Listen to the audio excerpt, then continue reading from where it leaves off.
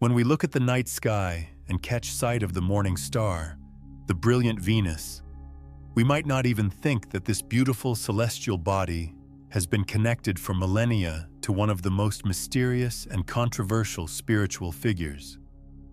This figure is Lucifer, whose name literally means Lightbringer, yet for most people he is the embodiment of darkness and evil. But who was Lucifer really? Why was it necessary to distort his original story?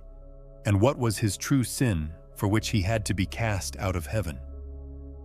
The answers to these questions not only challenge religious dogmas, but also reveal a much deeper spiritual truth about the evolution of human consciousness and the nature of free will. The name Lucifer actually comes from Latin translations, where the original Hebrew term Halel ben Shachar was rendered. This literally means son of the dawn, bringer of light. In the 14th chapter of the book of Isaiah, we read the first mention that was later associated with Lucifer. How you have fallen from heaven, morning star, son of the dawn. You have been cast down to the earth, you who once laid low the nations. But here's the first twist in the story. This verse in its original context does not speak of a fallen angel, but of the king of Babylon, who was proud and condemned to fall. It was only later religious interpreters who connected this verse with the story of Lucifer, creating the narrative we know today. Elaine Pagels, professor of religious history, writes, "The development of the Lucifer myth was formed over hundreds of years, when various texts and traditions were merged. In the original Hebrew writings, there was no such concept as Satan or Lucifer, in the sense that Christianity later portrayed. These figures gradually evolved as religious leaders wanted to draw an increasingly sharp line between good and evil. The real story probably goes back much further. In ancient Sumerian and Babylonian mythology, we encounter Inanna, the goddess of the morning star, who descended into the underworld. In Canaanite mythology, Atar was the god of the morning star who tried to climb to the highest heaven but failed. All these stories contributed to the narrative that later formed into the figure of Lucifer. The Book of Enoch, which did not make it into the biblical canon, but is extremely important in apocryphal literature, speaks in more detail about the fallen angels. These angels, called Watchers, descended to earth because they fell in love with human women. They taught humans various sciences, arts, and magical practices. According to the Book of Enoch, Azazel was one of the leading fallen angels who taught humans weapon-making and the use of cosmetics. Semyaza, another fallen angel, passed on the science of incantations and medicinal herbs. These angels did not fall because they were evil, but because they violated the divine command and interfered with human development. Margaret Barker, biblical scholar, writes, "The story of the fallen angels is really about how humanity acquired the knowledge that made them a civilization. Metalworking, astronomy, medicine, these were all knowledge that the Watchers brought down from heaven. The question is whether this was sin or gift." The early Christian church fathers, especially Origen and Tertullian, dealt extensively with the figure of Lucifer. Origen proposed the interesting theory that Lucifer's fall was actually a necessary event in the plan of the universe. According to him, Lucifer decided of his own free will to rebel, and this decision made it possible for humans to also exercise free will. According to Origen's writings, if there had been no choice between good and evil, then human souls could not have evolved. Lucifer's rebellion created that duality without which moral development would be impossible. In this sense, Lucifer is not an enemy but a necessary catalyst. This thought was revolutionary and was eventually deemed heretical. The Church could not accept the idea that Lucifer's role might be positive or at least necessary. But in the early Gnostic communities, This conception lived on. The Gnostic texts, especially the Apocryphon of John, place Lucifer's story in a completely different light. According to these, the material world was not created by the true, supreme God, but by a lower divine being called Yaldabaoth, or the Demiurge.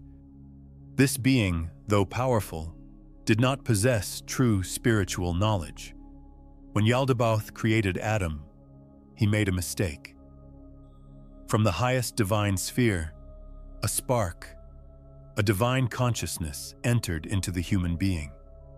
When Yaldabaoth realized this, he became jealous and tried to cut off humanity from true spiritual knowledge. In this narrative, the serpent, later identified with Lucifer, was actually a messenger from the upper spheres who came to awaken humanity.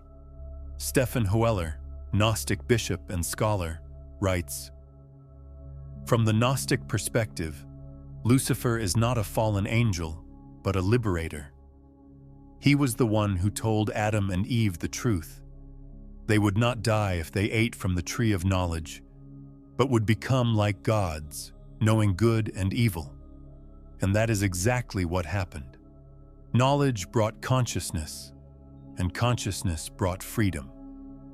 If this topic interests you and you want to dig even deeper into these spiritual mysteries, subscribe to the channel and turn on notifications so you don't miss the next videos where we'll reveal more hidden truths.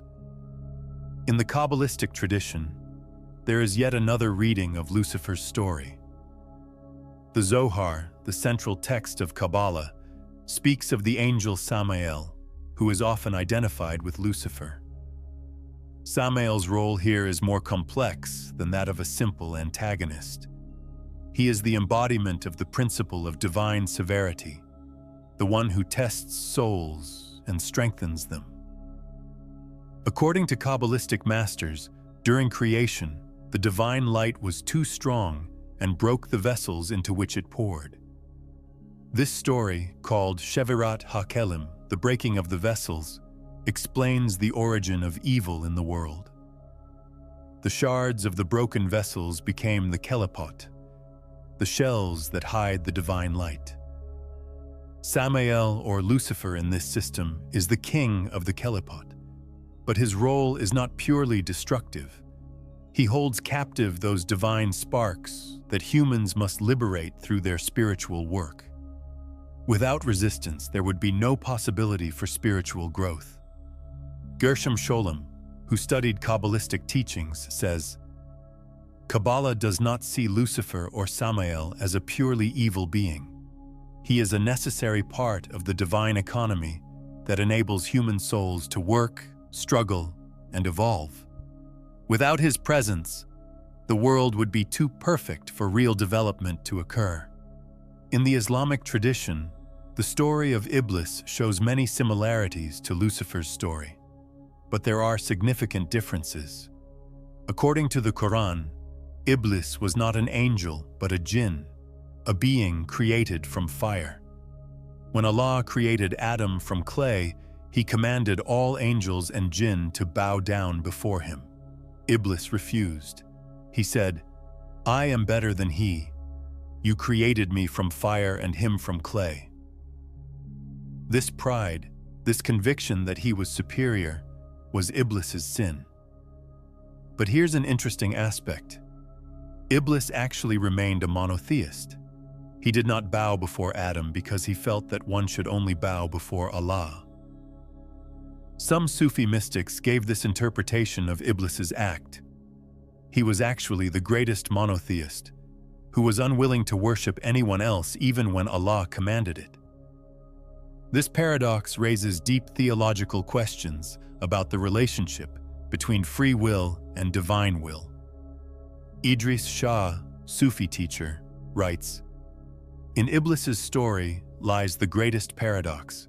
If he had obeyed and bowed before Adam, he would have violated the higher command that we should worship only God. If he disobeys, he violates the direct command. This situation shows the true nature of free will and the complexity of spiritual growth." Renaissance mages and alchemists rediscovered the figure of Lucifer, but no longer in a demonic sense. For them, Lucifer was the Lightbringer, the Promethean figure who brought humanity the knowledge without which they could not have evolved. Giordano Bruno, the Italian philosopher who died at the stake for his beliefs, wrote, "Lucifer is the symbol of human reason, which is unwilling to blindly accept dogmas, but wants to understand the truth itself. This is the light of reason that illuminates darkness, and that is what dogmatists have always feared." For the alchemists, the Lucifer principle was the element necessary for the great work, for transformation. Sulfur, often identified with Lucifer energy, was the active principle that burns and purifies matter. Without it, transformation into gold could not occur. Heinrich Cornelius Agrippa, Renaissance mage, writes, "What the masses call Lucifer and fear is actually the energy without which no transformation is possible. This is the fire that destroys the old to make room for the new." Whoever understands this understands the true nature of alchemy. In Milton's epic Paradise Lost, we get one of the most complex literary portrayals of Lucifer.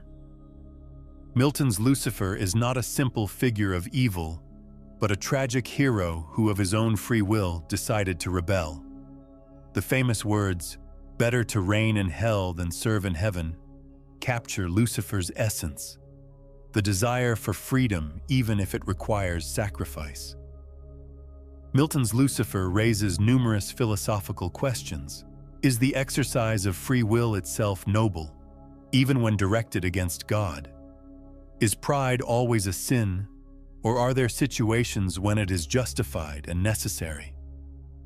Was Lucifer's rebellion really a fall, or rather a liberation? William Blake, the Romantic poet and visionary, went even further. According to him, Milton was unconsciously on Lucifer's side when he wrote the work. Blake believed that true spiritual development does not lie in obedience but in creative energy that sometimes requires rebellion. Blake wrote, "The loss of paradise is not actually a tragedy but a necessary step. Adam and Eve, with Lucifer's help, came of age. They left childlike innocence and gained experience. This is not a fall into sin, but evolution." In modern occultism, especially in the Thelema system founded by Aleister Crowley, Lucifer is an important symbol. For Crowley, Lucifer was not an evil being, but the embodiment of human will, the force that enables every person to find and follow their true will. Crowley's famous axiom, "Do what thou wilt shall be the whole of the law. Love is the law, love under will." This conception teaches that every person has the right to find their own path, even if it differs from traditional norms. Lucifer's example shows that this path often requires rebellion. Crowley wrote, "Lucifer did not fall, but jumped. He chose himself to leave heaven because he recognized that true freedom does not lie in obedience to divine will, but in discovering one's own divine nature.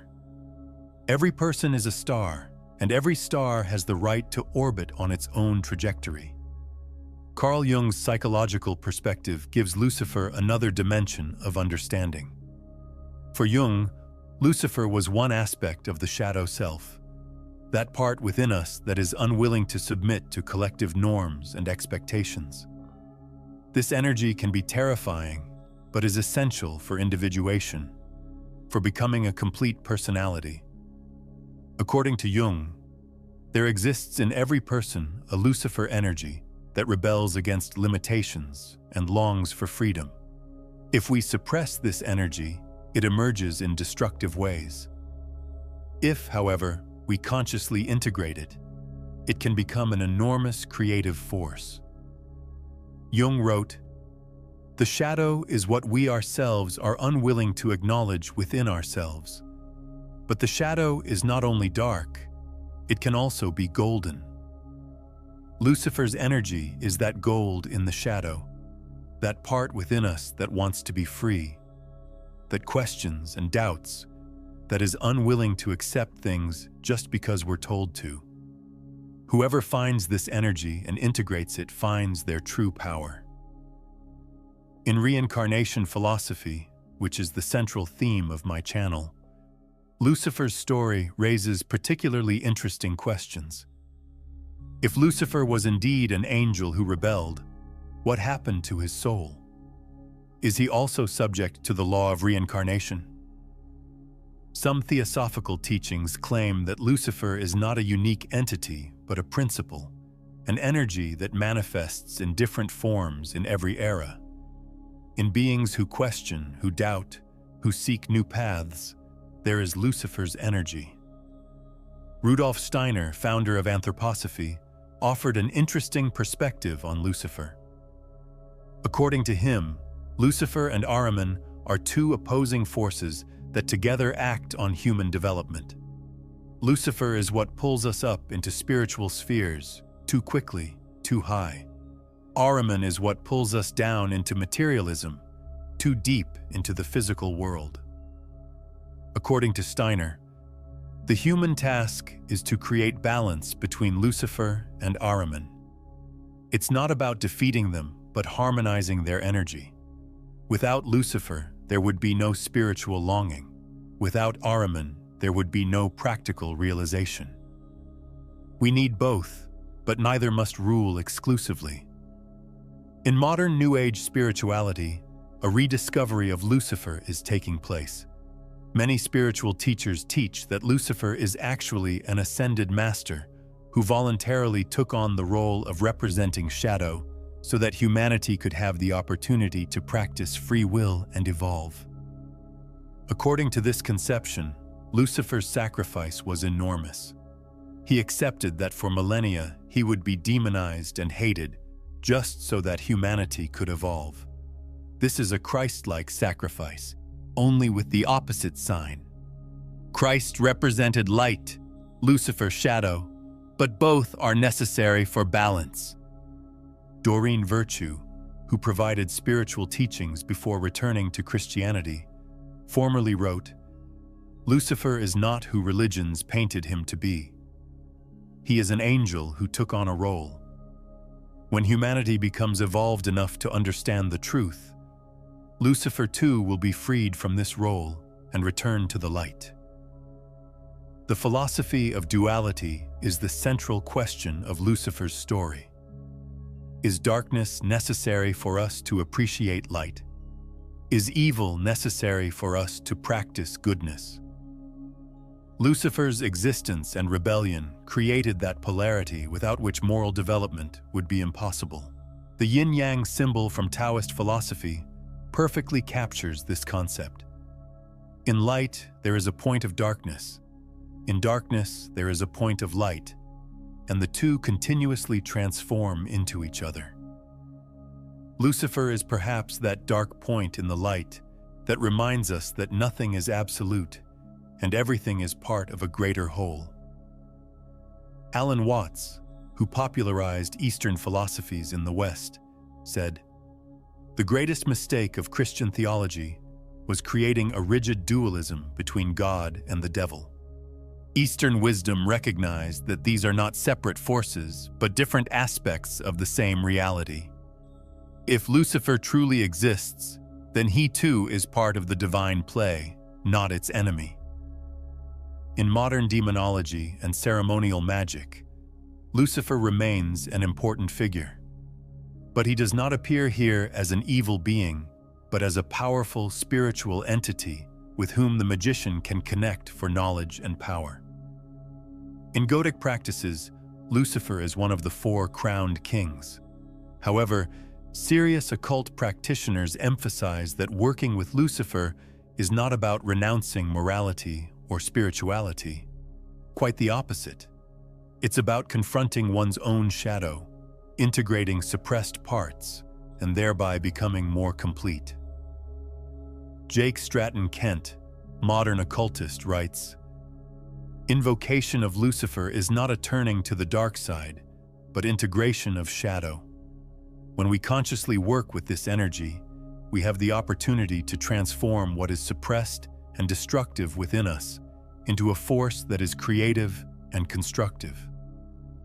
The theological question that has always been central regarding Lucifer: did God know in advance that Lucifer would rebel?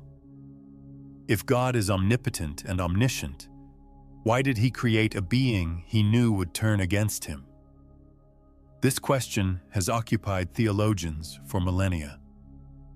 One answer is that God knew but allowed it because free will was more important than perfect harmony. The possibility of Lucifer's rebellion was an inherent part of his having true free will. A world where rebellion is impossible would simultaneously be a world where freedom is also lacking. Another answer is that God not only knew, but also planned Lucifer's rebellion because it was needed according to the plan of the universe. This conception is even more radical. Lucifer appears not as an enemy, but as a collaborator in the divine plan. St. Thomas Aquinas, the greatest theologian of the Middle Ages, wrote, "God permitted the existence of evil because he was able to bring a greater good from it."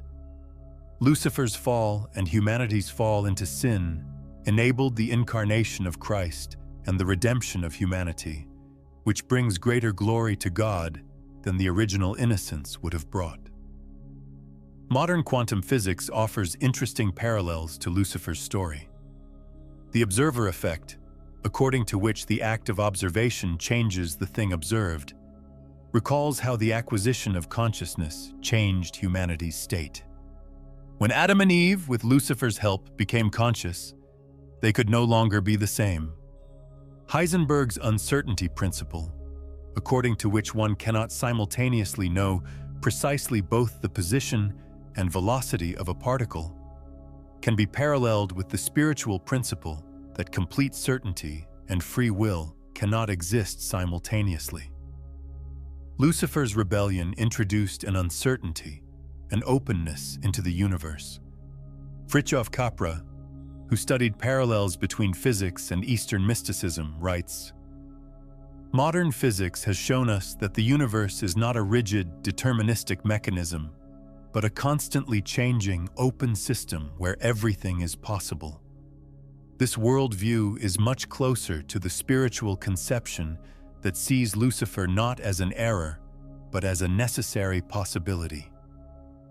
Ultimately, Lucifer's story is not an event from a distant, mythical past, but a continuously relevant allegory about human experience.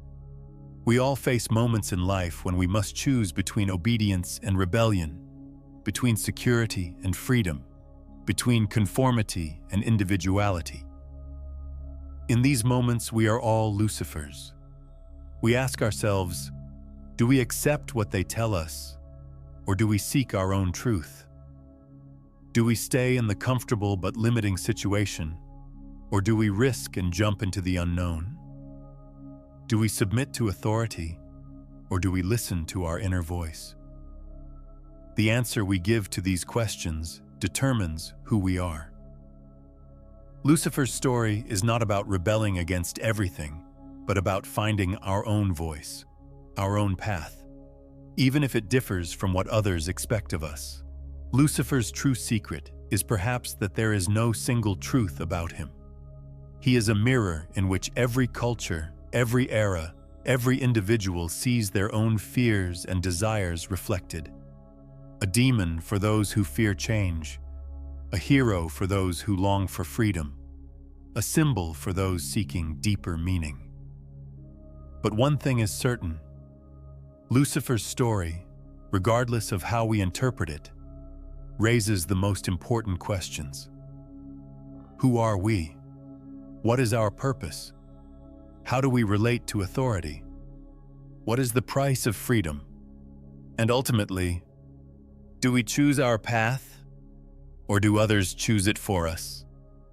Thank you for reading this story. If it was thought-provoking for you, share it with others, subscribe to the channel, and write in the comments what the figure of Lucifer means to you. What other spiritual mystery would you like to hear about?